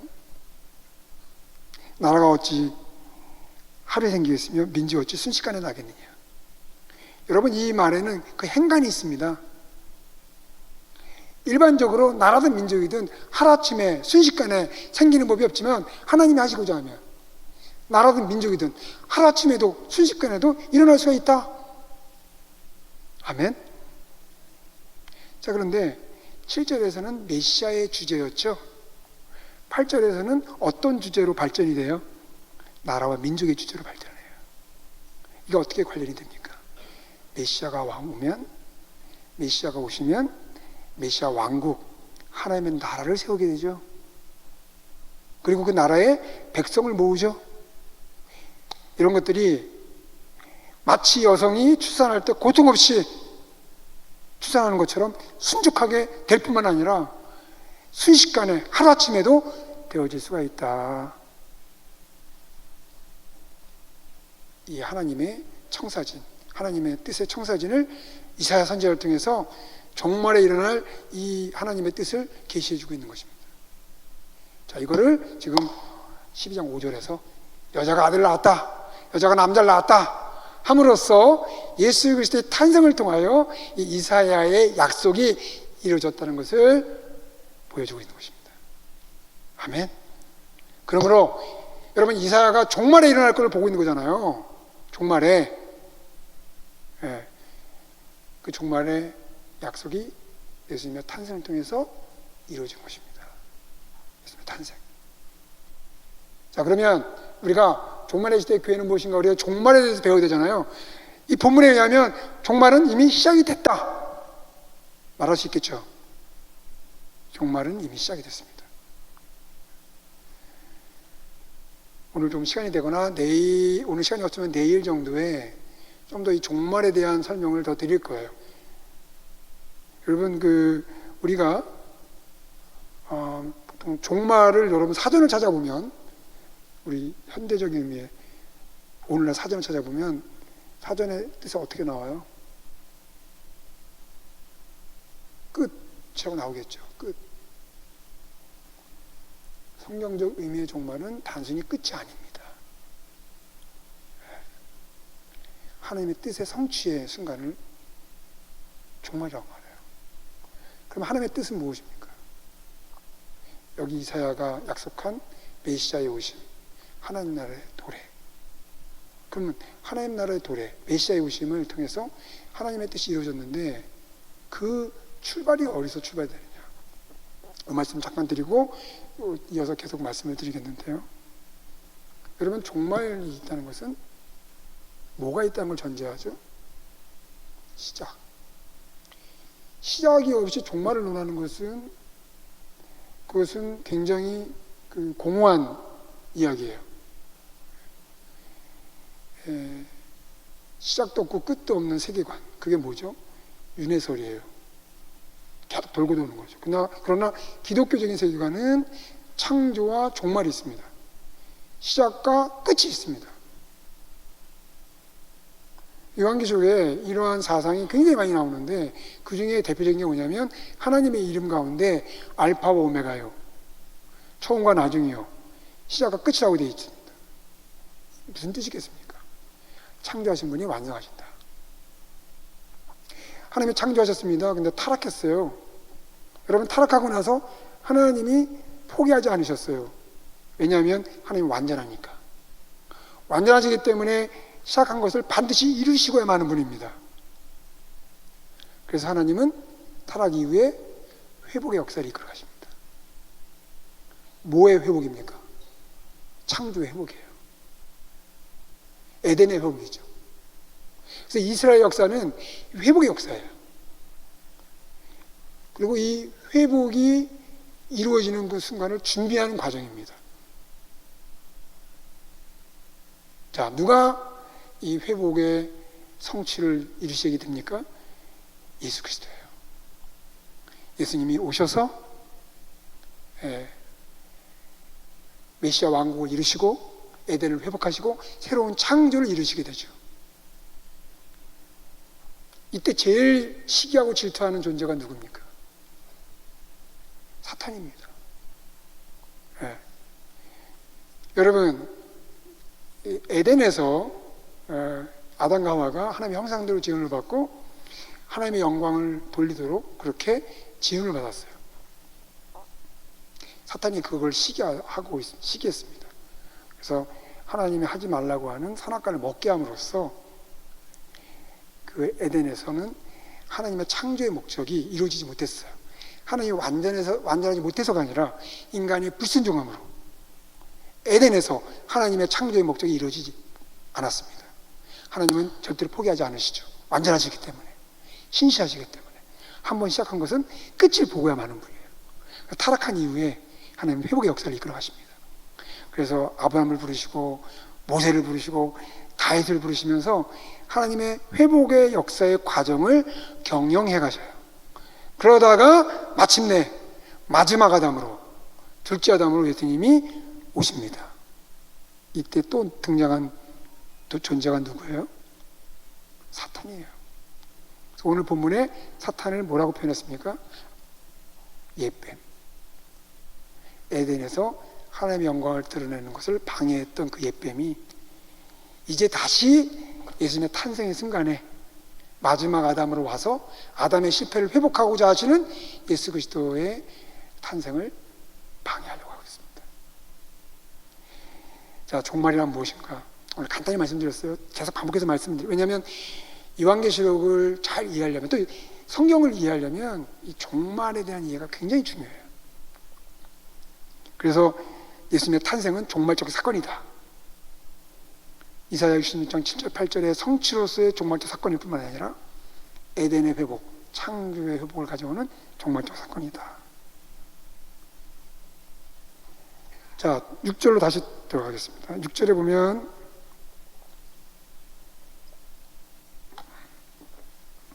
그 여자가 광야로 도망하매 거기서 1260일 동안 그를 양육하기 위하여 하나님께서 예배하신 것이 있더라. 여러분, 1260일이라는 숫자가 나왔는데요. 이 1260일의 시작은 언제부터 얘기했습니까?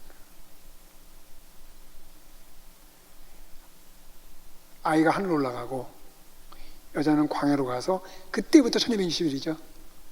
그러니까 1260일의 시작은 아이가 하늘로 올라간 시점. 바꿔 말하면 승천의 시점이죠. 예. 자, 요거 조금 이제 어려운데, 예. 그림을 그리면서 하셔야 돼요. 자, 머릿속으로 한번 생각해 보세요. 이 본문에서 여자가 광야로 도망갔습니다. 그때부터 1260일이에요.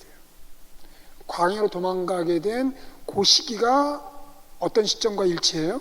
아이가 하늘로 올라가고, 그리고 그때 광야로 가서 1260일 동안 양육을 받습니다. 그러면 이 1260이라고 하는 기간의 시작은 언제부터? 승천부터 시작합니다. 좀 더 포괄적으로 말씀드리면 초림. 왜냐하면 승천이라는 것이 초림 안에 들어가기 때문에.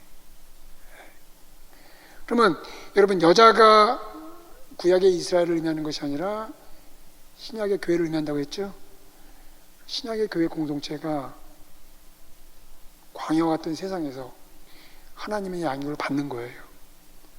그 양육을 받는 그 시작이 예수님의 승천. 예수님이 승천하셔서 누굴 보내주셨습니까?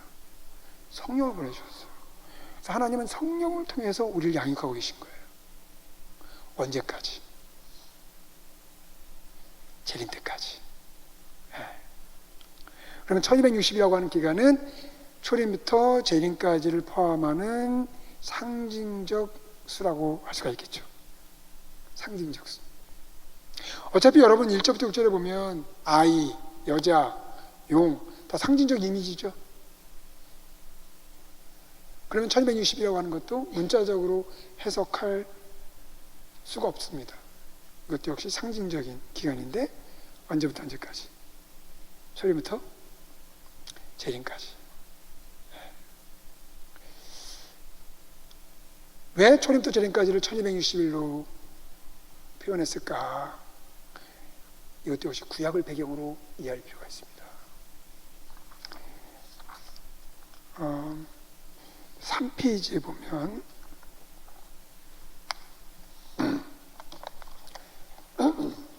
다니엘서 7장 25절, 12장 7절에 보면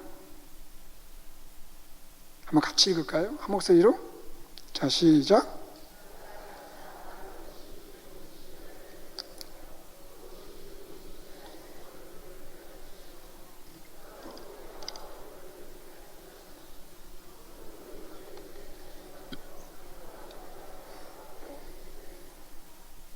자, 두 번째, 시작.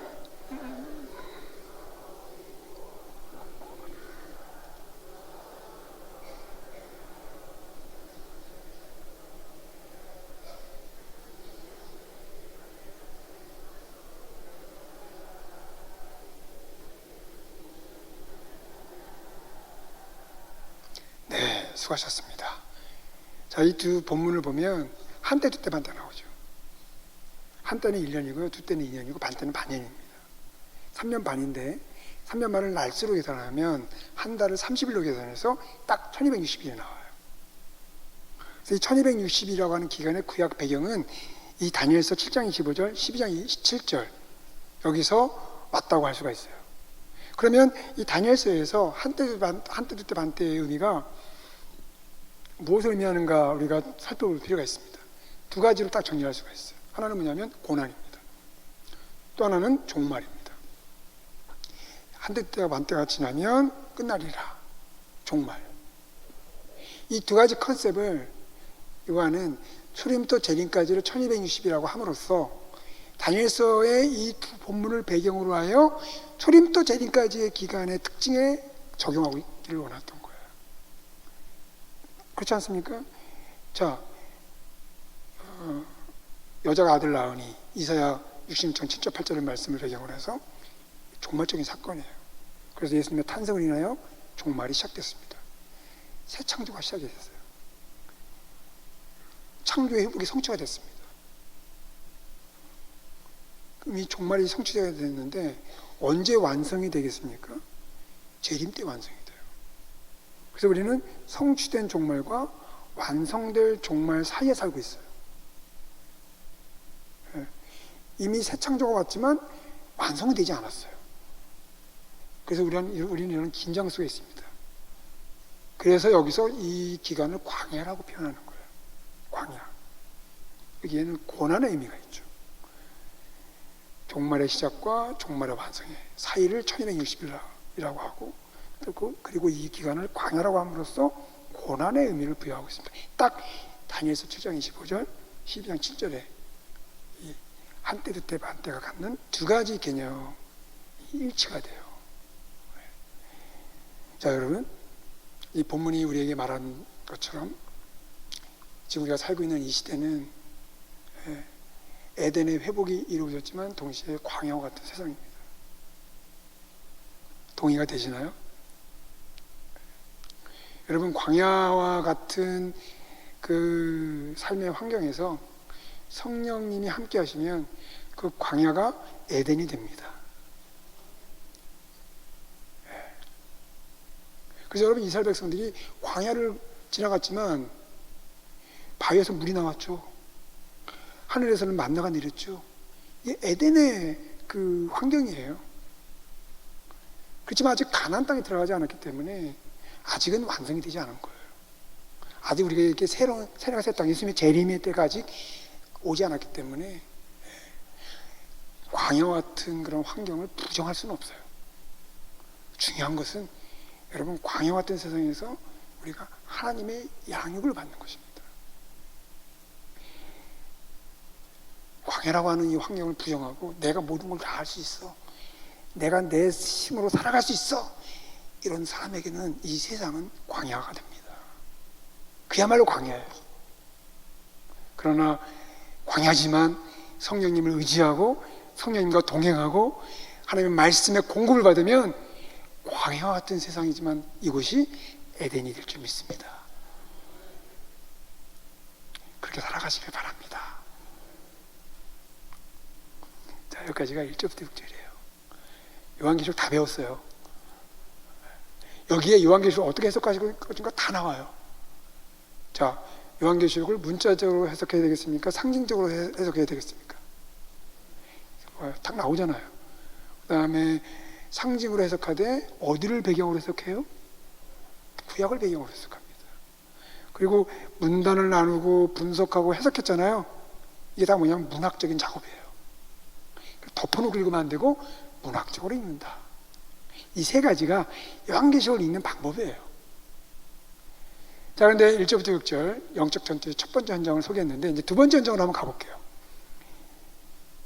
25분 남았는데 25분 안에 나머지 본문을 다 하겠습니다. 자, 두 번째 현장은 뭐냐면 하늘로 바뀌어요. 왜 장면이 하늘로 바뀔까요? 아들이 하늘로 올라갔잖아요. 올라갔으니까 하늘에서 어떤 일이 벌어졌을까? 전쟁입니다.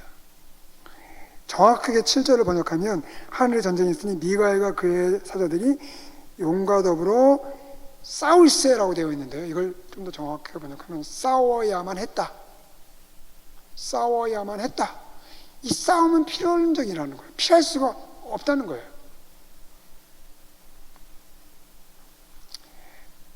싸움의 결과 9절에 보면 큰 영이 내쫓기니 8절부터 읽겠습니다. 이기지 못하여 다시 하늘에서 그들이 있을 곳을 얻지 못한지라. 큰 영이 내쫓기니 옛뱀 곧 마귀라고도 하고 사탄이라고도 하며 온 천하를 꿰는 자라. 그가 땅으로 내쫓기니 그의 사자들도 그와 함께 내쫓기니라. 여러분, 이 전쟁, 예수 그리스도의 승천으로 말미암아 이 전쟁은 피할 수 없는 전쟁이 됐습니다. 오케이 목장의 결투, 원수는 뇌나무 다리에서 만난다고 피할 수 없게 딱 만난 거예요. 네. 그 싸움의 결과는 지금 읽었던 7절과 8절에 나와 있습니다. 용이 이기지 못하여 더 이상 하늘에서 있을 곳을 찾지 못하고 땅으로 내쫓겼다. 내쫓겼다는 걸 좀 더 정확하게 표현하면 던져졌다. 내 동기땡이 쳐졌다. 그렇게 말할 수가 있어요. 여기 미가엘이 등장하는데 미가엘은 하나님의 에이전트, 하나님의 전쟁을 대신하는 그런 대리인이라고 할 수가 있어요. 전쟁의 결과 사탄이 더 이상 하늘에 있을 곳을 얻지 못하고 쫓겨났습니다. 그래서 10절에 보면 내가 또 들으니 하늘에 큰 음성이 있어 이르되 이제 우리 하나님의 구원과 능력과 나라와 또 그의 그리스도의 권세가 나타났으니, 그 다음이 중요합니다. 우리 형제들을 참사하던 자, 곧 우리 하나님 앞에서 밤낮 참사하던 자가 쫓겨났고, 여기 용 혹은 용에 의해서 상징되는 사탄을 어떻게 표현하고 있어요? 하나님의 백성, 여기 형제들이라고 말하는 백성들이에요. 하나님의 백성들을 밤낮 참소해왔다.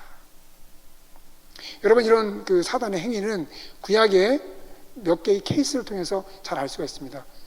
욥기 보면 하나님의 어전회의, 헤브니 카운슬이라고도 하는데, 하나님의 멤버십을 가지고 발언권을 가지고 하나님 앞에 욥을 참소해요. 여러분, 성경에서 어떻게 하여 사단이 이러한 그 멤버십을 갖게 됐고 이런 발언권을 갖게 됐는가에 대해서는 성경에서 언급하지 않습니다. 여러분, 성경이 가는 데까지 가고 성경이 멈추는 데서 멈추십시오. 예, 성경이 멈추는데 잠깐만 가려고 그러고 성경이 저 저 끝까지 가야 되는데 멈추고 그러면 복잡해져요. 성경에서 말하지 않는 거는 우리가 그냥 거기서 침묵하는 게 좋습니다. 그러나 성경이 말하고 있는 그 풍성한 말씀 열심히 치열하게 공부하고 배워야 되겠죠. 그래서 사탄이 어떻게 해서 하늘에서 하나님의 백성을 참수할 수 있는 권세를 갖게 됐는가에 대해서는 언급이 없어요. 그냥 우리는 그 결과만 보고 알 수가 있습니다. 어쨌든 사단은 죄에 대한 권세를 가지고 하나님의 백성들을 밤낮 참수하는 권세를 행사했어요. 이 말은 뭐냐면 인간은 죄의 종이 되어 왔다는 거예요. 사단은 죄의 권세를 가지고 인간을 종으로 부렸다는 것입니다. 그런 한에 있어서 인간에게는 희망이 없어요. 탈출구가 없습니다. 하는 것이 죄이고 죄의 종이 되어서 죄로부터 벗어나고 싶지만 죄를 짓는 굴레에서 벗어날 수 없는 존재가 되어버리는 거예요. 그냥 그 존재 자체가 그렇다는 거죠. 그런데 예수 그리스도의 탄생, 예수님의 십자가에 흘리신 피, 승천하셔서 오늘 본문 말씀대로 사탄을 상징하는 용을 하늘로 쫓아냄으로써 또 용에 의해서 상징되는 사탄을 하늘로부터 쫓아냄으로써 더 이상 하나님의 어전회의, 하나님의 보좌 앞에서 하나님의 백성을 참수할 수 있는 권리를 박탈시켜버렸다. 더 이상 행사할 수 없게 하셨다. 그 결과 저와 여러분들은 어떻게 됐습니까? 예수 그리스도를 믿는 그 믿음을 가진 저와 여러분들에게 어떤 일이 벌어졌습니까? 죄로부터 자유롭게 되는 자유인이 됐습니다. 이 말은 우리가 죄를 이길 수 있다는 말이에요. 우리가 죄의 종이 되어서 죄가 이끄는 대로 가는 존재가 아니라 죄에 대해서 아니오라고 말할 수 있는 힘이 있다는 거예요. 힘. 그런 능력이 있다는 것입니다. 그런 권세가 있다는 거예요. 잘 안 믿어지시죠? 우리가 은근히 패배주의에 있어요. 어쩔 수 없어. 믿는 사람들, 여러분 그걸 참 이제 justify, 합리화시켜주는 본문이 로마서 7장이에요. 로마서 7장에 보면 바울이 오호라 나는 공고한 자로다. 이 사망의 몸에서 누가 나를 건져내려. 근데 여러분 그 오해입니다. 로마서 7장은 예수 믿고 난 다음에 바울이 아니라 예수 믿기 전에 바울이에요. 예수님을 만나기 전에 바울이 율법 아래에 있어서 고통하는 그 고통에 절규하는 모습이에요.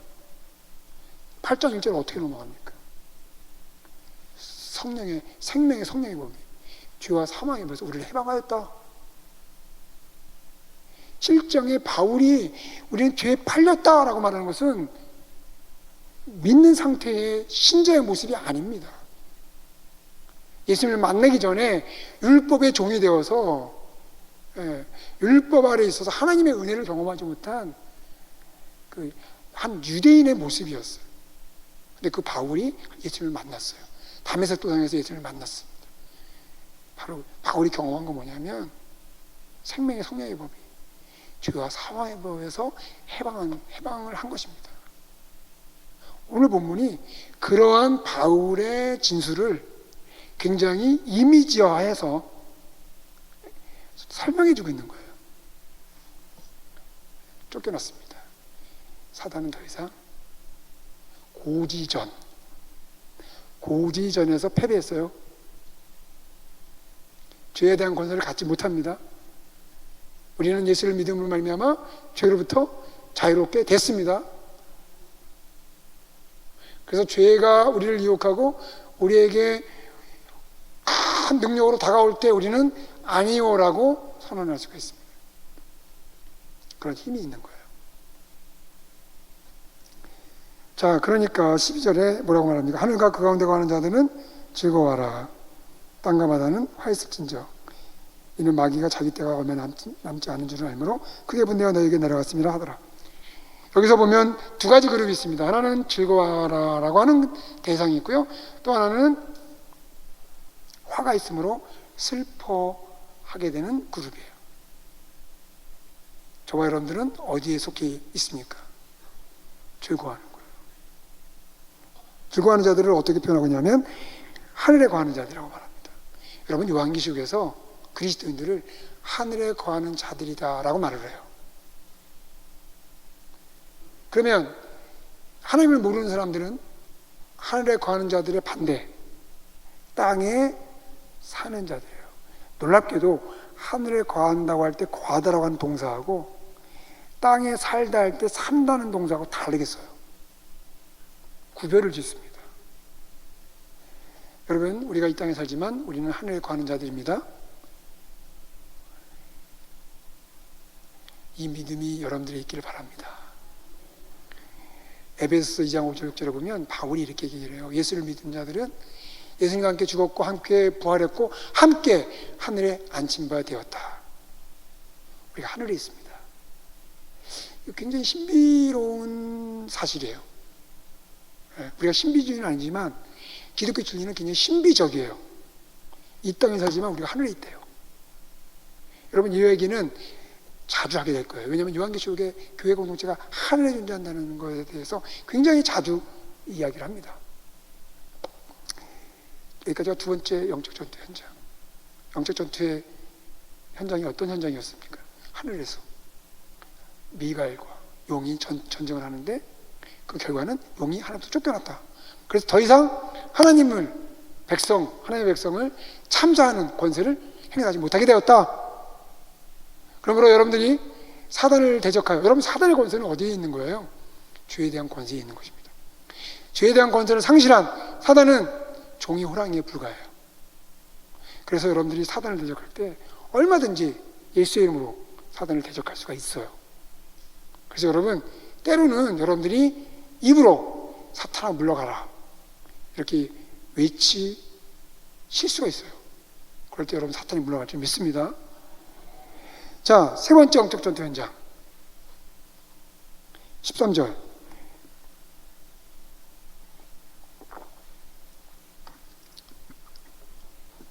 용이 자기가 땅으로 내쫓긴 것을 보고 남자를 낳은 여자를 박해하는지라. 여러분, 원래 용의 공격의 대상은 누구였습니까? 아이였죠.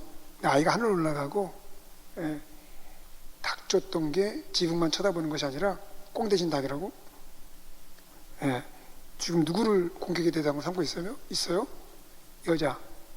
근데 이 용이 어떤 상태의 용이냐면 땅으로 내쫓긴 상태의 용이에요.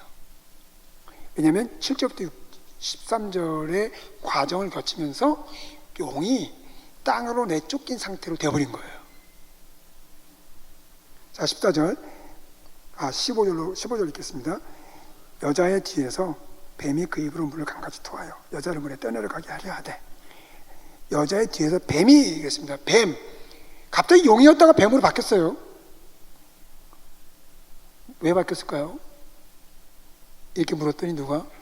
용두삼이.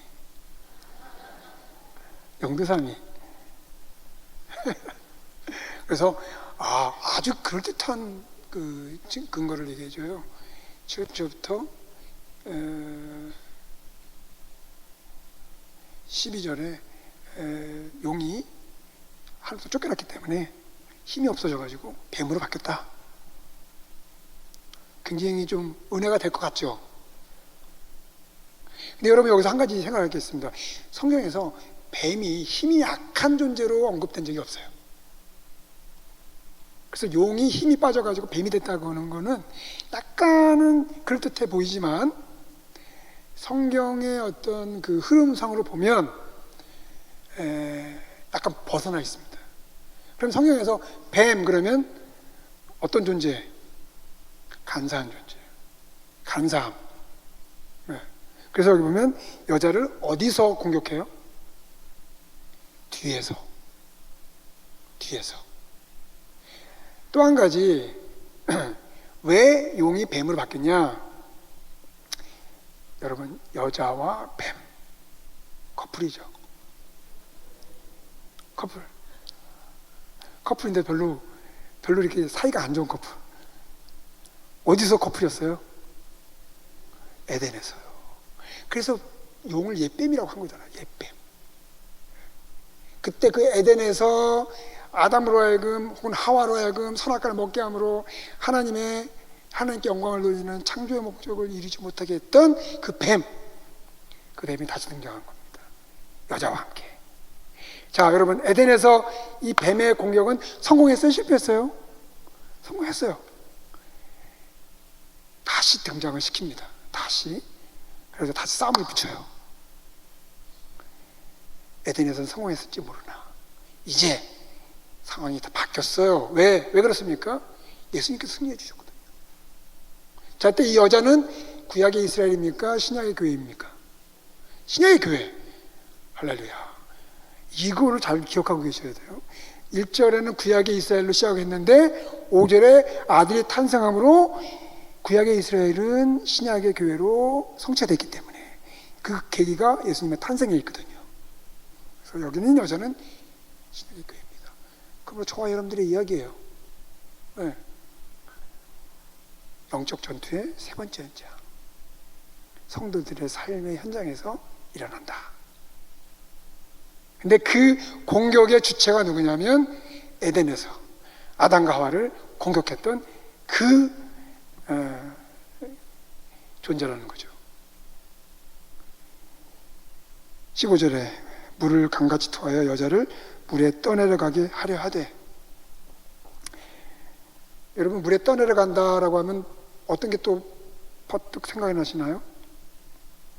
홍해. 훌륭하십니다. 어차피 홍해가 계속 나오잖아요. 그렇죠? 네, 용도 홍해와 관련되고, 그래서 이걸 이제 우리가 출애굽 모티브라고 말한다면 이 홍해 사건을 연상시켜주는 말이거든요. 근데 그 홍해 사건에서 누가 누구를 물에 떠내려가게 했습니까? 하나님이 애굽의 병사들이니까 그 병사들을 바꿔 말하면 용들을, 하나님이 용들을 물에 떠내려가게 했습니다. 우리가 아까 읽었던 본문에는 머리가 깨졌다고 되어 있잖아요. 그죠? 그 말이 그 말입니다. 심판을 받았다는 거죠. 여기서는 상황을 바꿔요. 여기서는 누가 누구를 물에 떠내려가게 하려 하고 있어요? 용이 하나님의 백성인 여자를 비교하라는 거예요. 그때하고 이때하고 역할을 바꿔가지고. 홍해에서는 하나님이 애굽의 병사들을 물에 떠내려가게 했을 때 애굽의 병사들이 하나님의 그러한 심판으로부터 탈출했습니까? 탈출 못했어요. 하나도 빠짐없이 물에 떠내려갈 수밖에 없었습니다. 불가항력적으로. 이 역할이 바뀌어요. 바꿔놓은 거죠. 그렇게 연출을 시킨 거죠.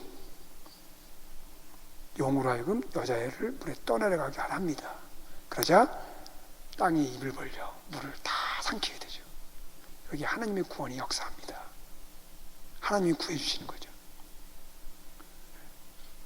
그때는 불강력적으로 애굽의 병사들이 하나님이 심판하는 그 심판 앞에 무기력하게 당할 수밖에 없었지만 역할을 바꿔서 용이 여자를 물에 떠내려가게 할 때 하나님이 개입하여 하나님의 백성을 구원하시더라. 이걸 저는 역출애굽 모티브다. 이렇게 제가 예문을 붙여봤습니다. 출애굽 모티브를 사용하되 그걸 역으로 사용하더라 하는 거예요. 그럼으로써 극적으로 드라마틱하게 하나님의 구원의 손길을 보여주고 있는 거예요. 영적 전투의 세 번째 현장, 성도들의 삶의 현장에서 일어나는데 거기서도 하나님의 승리, 저와 여러분들의 승리가 발생하고 있습니다. 아멘. 자, 이제 자세하게 하려면 시간이 더 지나니까 이 정도에서 정리를 하겠습니다. 오늘 저는 여러분들과 함께 종말과 하나님의 나라, 좀 더 다른 그 부제로 종말과 영적 전투 현장, 이런 제목으로 여러분들과 말씀을 나눴습니다. 세 가지 종류의 영적 전투 현장을 살펴봤어요. 첫 번째는 예수님의 탄생의 순간에 그래서 올해 여러분 성탄절 때 기억하시고 영적 각성의 시즌으로 이 크리스마스 시즌을 여러분들 보내시면 어떨지요? 한번 계획을 세워보십시오. 그때 내가 어떤 성경을 좀 집중적으로 읽어야 되겠다. 그래서 기도하고 묵상하면서 의미 있는 시간을 좀 보내야 되겠다. 그래서 영적 전투의 현장을 다시 한번 일깨워보는 그런 시간들을 좀 가보겠다 한번 생각해 보시면 좋겠습니다. 자, 그 현장에서 사탄은 실패합니다. 옛뱀의 공격은 실패하죠.